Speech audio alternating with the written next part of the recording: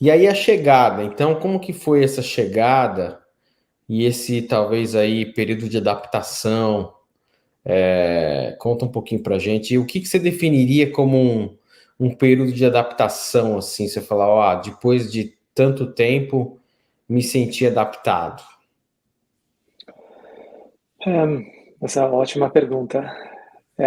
Vou começar com a chegada, né? A chegada foi ah, super corrida, porque a gente decidiu em maio e o meu curso começava em julho. Então a gente teve que fechar tudo no Brasil nesse período. A gente tinha um escritório, teve que vender o escritório fisicamente, as coisas. Enfim, chegamos aqui.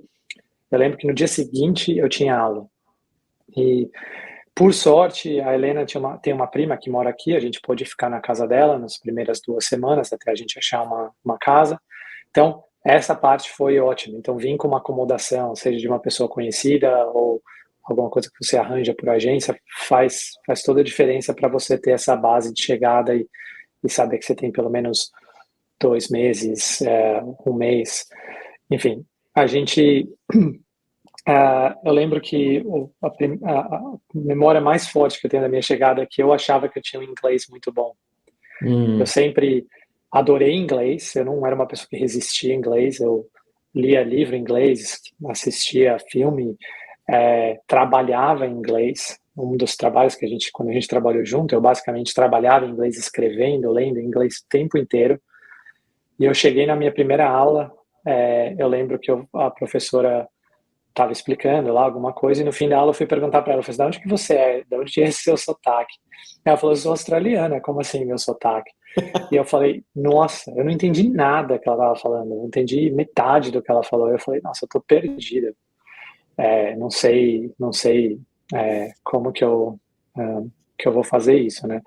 Mas uhum, você vai pegando, você tem que estar aqui para pegar, né? O sotaque da Austrália você não aprende em lugar nenhum, então fui pegando. E eu acho que para mim, eu comecei a me sentir adaptado quando eu comecei a me sentir independente. hum, Eu comecei a trabalhar, por sorte, de graça no começo, ajudando uma empresa que eu tinha feito contato no Brasil.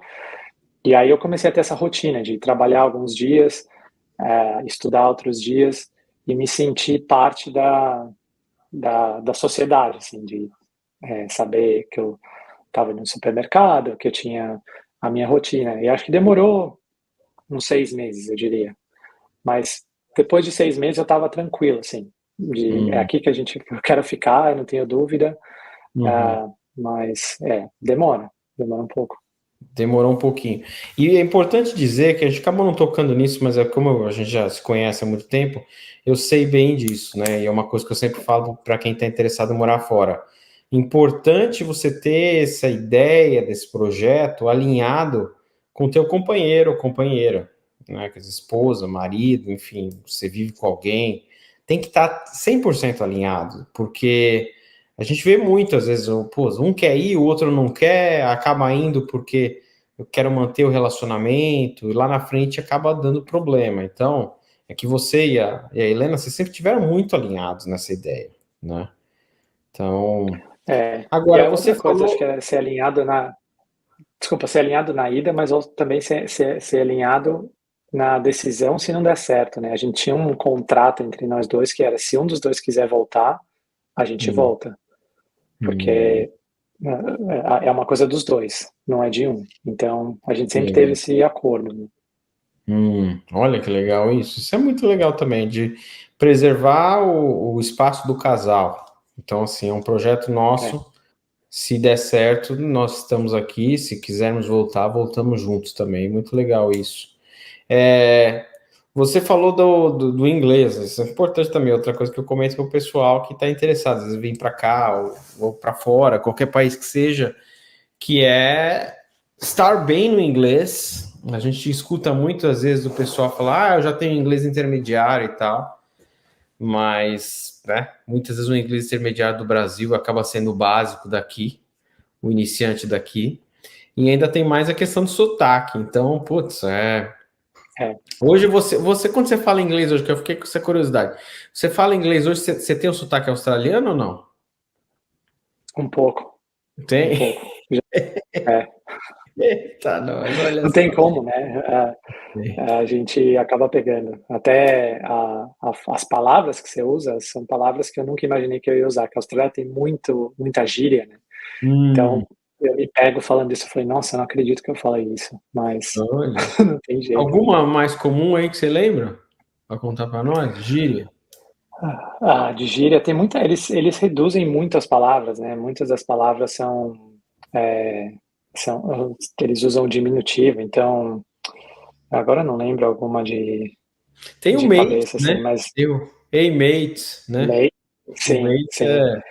O mate seria o quê? O Eu, cara? Fala, cara. É uma coisa assim. amigo, Amigo. mas é usado tanto para homem quanto para mulher.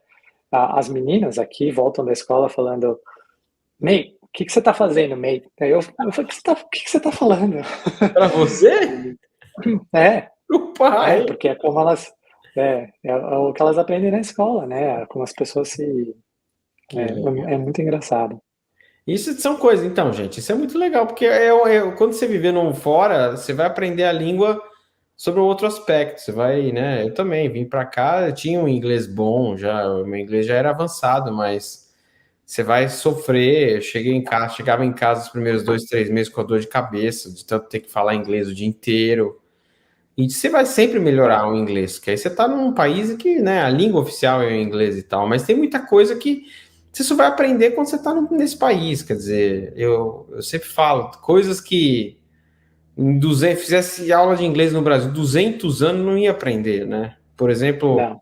a história, eu lembro quando eu cheguei, às vezes estava no trabalho, falando com uma colega de trabalho, mulher, e ela estava falando, eu não sei o que lá, porque a minha girlfriend, né? E eu tava assim olhando e falando, nossa, será que ela tem uma namorada, né? Porque a gente aprende na escolinha de inglês do Brasil que girlfriend, né, e boyfriend é namorado.